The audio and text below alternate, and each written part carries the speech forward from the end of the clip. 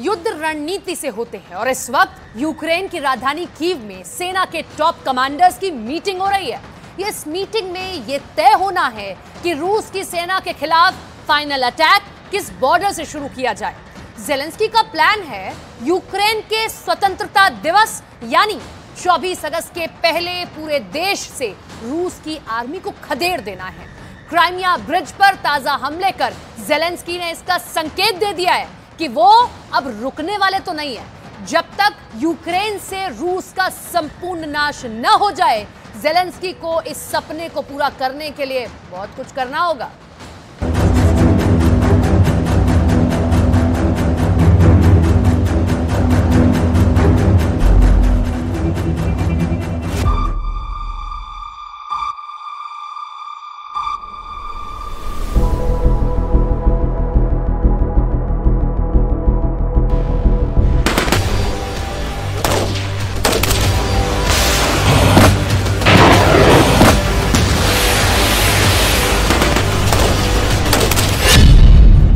Ukraine में आधी रात क्या होगा?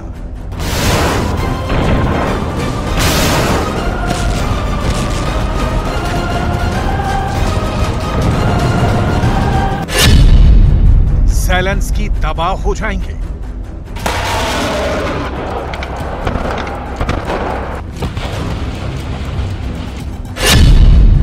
या यूक्रेन की आजादी का जश्न मनेगा?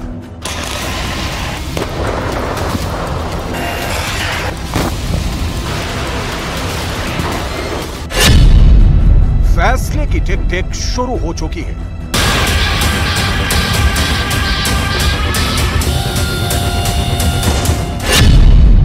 क्योंकि यूक्रेन वाले ज़ेलेंस्की ने बनाया है एक फुल प्रूफ प्लान।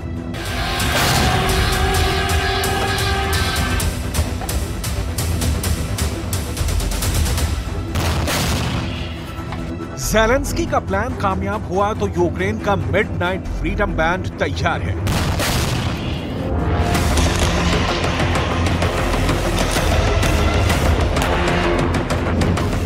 ज़हन में सवाल उठ रहे होंगे कि 1.5 साल के करीब हो गया यूक्रेन की लड़ाई सुरसा की तरह मुंह फैलाई जा रही है।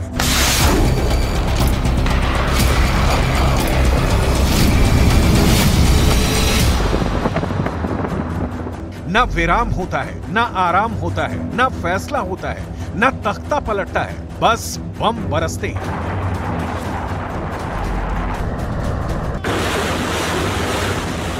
गोलियां चलती हैं, मिसाइलें जिंदगी को मलबे में बदल देती हैं।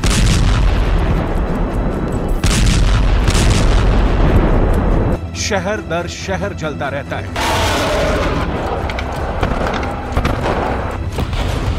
लेकिन आज ही ये सवाल क्यों? इसलिए कि ज़ेलेंस्की के प्लान के मुताबिक 16 तारीख की शाम तक यूक्रेन के हर घर पर मुल्क का झंडा फहराना चाहिए। इसके लिए चाहे खून बहाना पड़े या रूस के सैनिकों की लाशों पर से गुजरना पड़े, ज़ेलेंस्की ने यह कसम यूं ही नहीं खाई है। बहुत सोच समझकर एक प्लान के तहत सेना के टॉप कमांडरों के साथ मीटिंग करके रूस की सेना को खदेड़े जाने के लिए यूक्रेन में इस वक्त सेना की जबरदस्त ट्रेनिंग चल रही है।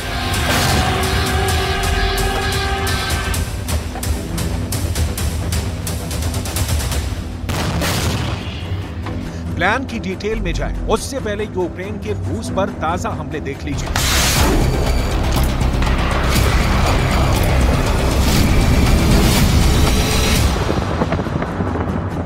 जो इस बात की तस्दीक है कि ज़ेलेंस्की आजादी से पहले सांस लेने के भी मूड में नहीं है। हम आपको यह भी बताएंगे कि ज़ेलेंस्की ने यूक्रेन की आजादी का जो रूट मैप तैयार किया है, क्रेमलिन में पुतिन ने भी महायुद्ध के अंत का एक प्लान तैयार किया है, लेकिन इसकी भी डिटेल आगे।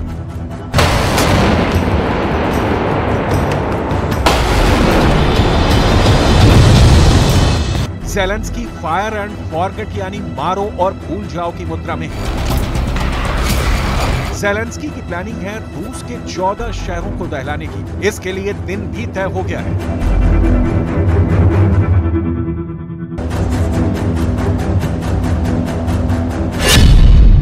क्या है यूक्रेन का खौफनाक प्लान?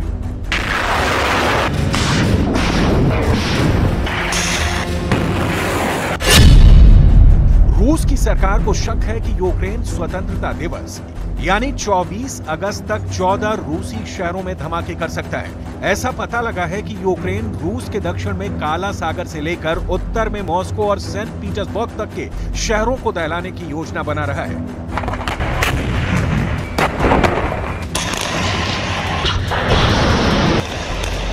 इससे पहले ट्रायल के तौर पर यूक्रेन ने मॉस्को पर 1 महीने के भीतर 3 बड़े ड्रोन अटैक करके अपने खतरनाक इरादे स्पष्ट कर दिए हैं।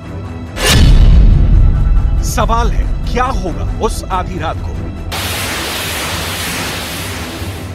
पहले ड्रोन क्रेमलिन के ठीक ऊपर उड़ाकर दिखाया और अब तो रूस के खिलाफ डायरेक्ट मिसाइलों की बारिश कर रहे हैं। खुद रूस के रक्षा मंत्रालय ने बताया कि एक 10 मीटर लंबी मिसाइल से हमला हुआ। ये S-200 मिसाइल है जो सोवियत संघ के दौर की है। S-200 surface to air guided missile से हमला किया। हालांकि रूस के एयर डिफेंस सिस्टम ने हवा में ही मिसाइल का पता लगाकर उसे तबाह कर दिया।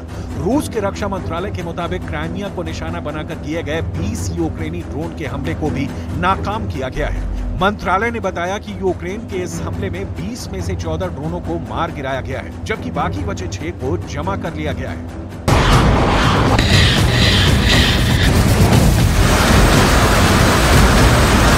आप जानकर दंग रह जाएंगे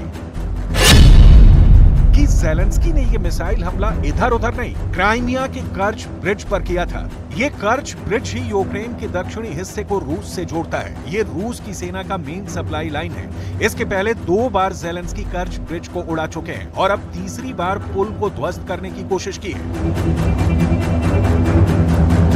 इसे समझना बहुत जरूरी है कि यूक्रेन रूस के उन इलाकों पर हमला कर रहा है जो रूस की मजबूती के प्रतीक है। क्राइमिया पर भी हमले ज़ेलेंस्की ने बढ़ा दिए हैं। यहां तक कि मॉस्को के आसपास रोजाना यूक्रेन के ड्रोन हमले कर रहे हैं। रूस के रक्षा मंत्रालय की रिपोर्ट के मुताबिक यूक्रेन के 20 ड्रोनों को क्राइमिया के ऊपर एयर डिफेंस सिस्टम ने तबाह कर दिया है।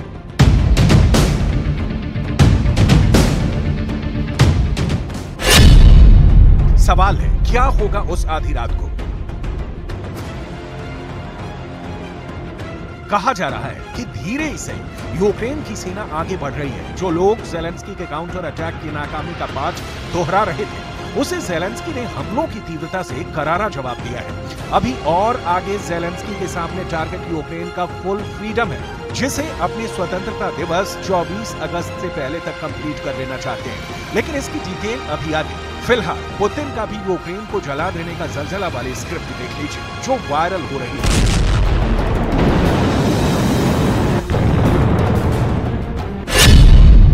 सवाल है, क्या होगा उस आधी रात को? इसका जवाब इसके तह में जाकर तलाशेंगे, क्योंकि जमीन पर तो इसके खात्मे की कोई सूरत नहीं दिखती।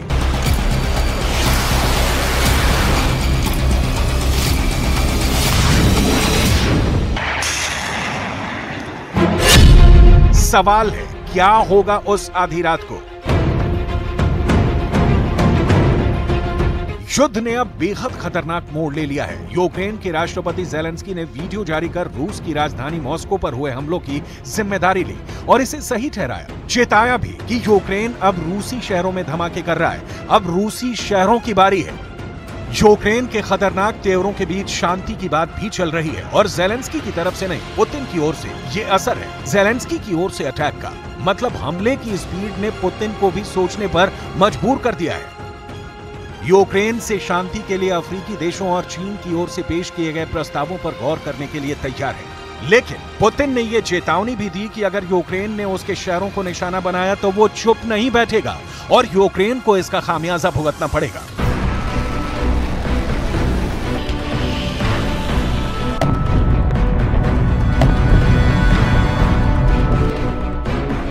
यूक्रेन के राष्ट्रपति ज़ेलेंस्की ने भी साफ कर दिया कि वो ऐसी किसी बातचीत में शामिल नहीं होंगे जिसमें यूक्रेन की 1 इंच भी जमीन खोने की बात हो।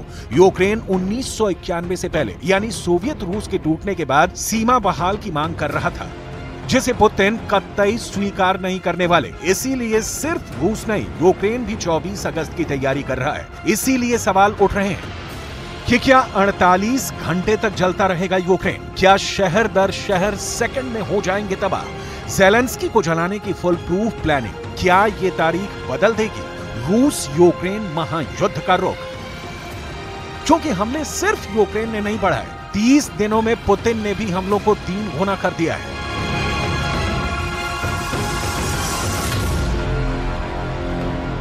व्लादिमीर पुतिन के पास इस वक्त खोने के लिए बहुत कुछ है और वोलोदिमीर ज़ेलेंस्की के पास इस वक्त पाने के लिए बहुत कुछ है। दोनों के दांव पेच दुनिया समझ रही है, लेकिन शांति का कोई प्रस्ताव अंजाम तक नहीं पहुंच रहा है। जाहिर है ऐसे में युद्ध के हथियार ही फैसला सुनाएंगे और हथियारों की बात उठेगी तो इसकी कमी से गुजरते यूक्रेन और रूस दोनों नजर आएंगे।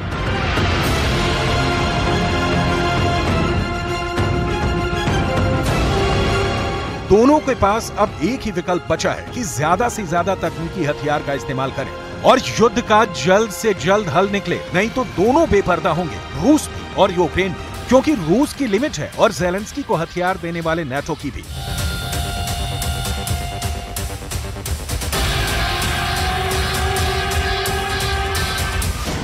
सवाल है क्या होगा उस आधी रात को?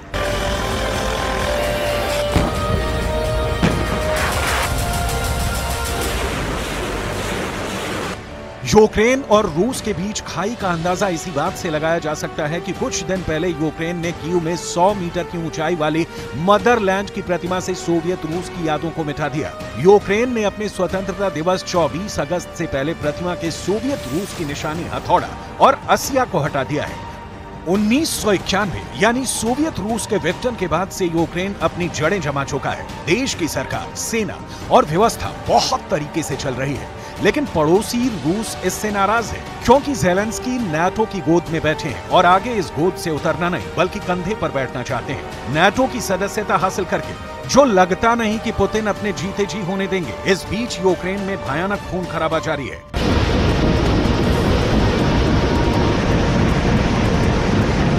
यूक्रेन ड्रोन हमलों से कोशिश कर रहा है कि बेहद कम लागत वाले ड्रोन को मार गिराने के लिए रूस इलेक्ट्रॉनिक एंटी ड्रोन इक्विपमेंट्स के साथ महंगी मिसाइलों का इस्तेमाल करने पर मजबूर हो। सबसे सुपीरियर एयर डिफेंस सिस्टम में शामिल रशियन S-400 की एक यूनिट की कीमत करीब 7,000 करोड़ रुपए है। एक यूनिट में 16 लॉन्चिंग व्हीकल होते हैं। हर एक व्हीकल पर 2 बड़ी और 2 छोटी मिसाइल होती हैं। रूस की सीमा में ड्रोन घुसे या मिसाइल S-400 एक्टिव होगा ही और काउंटर अटैक करेगा ही, तो ज़ेलेंस्की ड्रोन हमले बढ़ाकर रूस की डिफेंस की ताकत को कमजोर करना चाहते हैं।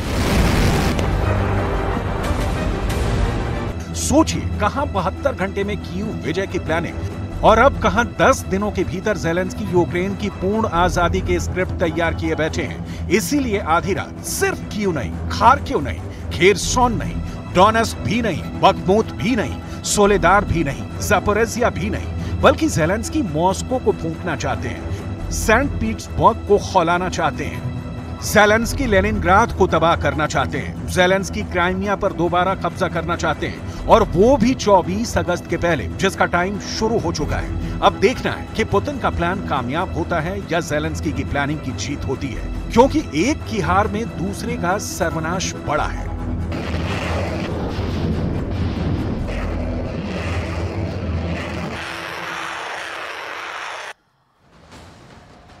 रूस ने पूर्वी यूक्रेन में बहुत बड़ा हमला किया है। दावा किया जा रहा है कि रूस के मिसाइल हमले में ज़ेलेंस्की के करीब टॉप 7 ऑफिसर्स इस